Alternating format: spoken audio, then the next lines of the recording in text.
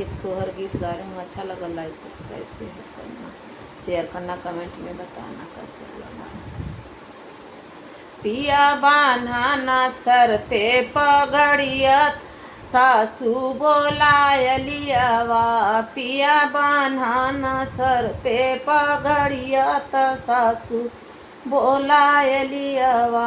मैया मोरी धना दर्द इसे व्याकुल त तुहके बोलावली। मैया मोरी धना दर्द इसे व्याकुल त तुहके बोलावली। बाबू तोरी धना मुहवा कई पातर दामाद गरियावली। बाबू तोरी धना मुहवा कई पातर दामाद गरियावली। पिया बान्हाना सर पे पगड़िया त जठनी बोलायलियावा। पिया बान्हाना सर पे पगड़िया त जठनी बोलायलियावा। भौजी मोर धना दर्द से व्याकुल त तू हई बोलावली। भौजी मोरी धना दर्द से व्याकुल त तुहके बोलावली।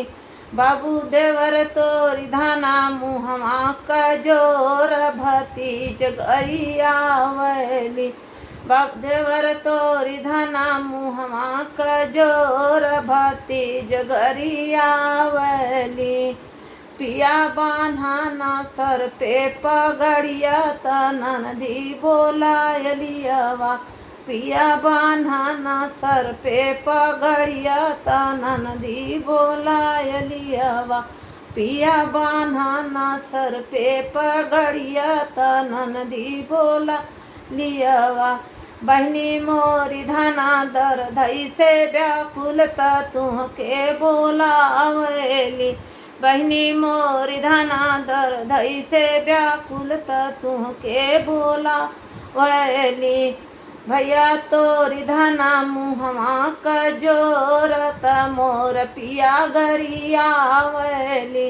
भैया तोरी धना मुहवा क पातर पिया गरियावली। भैया तोरी धना मुहवा क पातर पिया के गरियावली। पिया बान्हाना सर पे पगड़िया त सासू बोलायलियावा। पिया बान्हाना सर पे पगड़िया त सासू बोलायलियावा।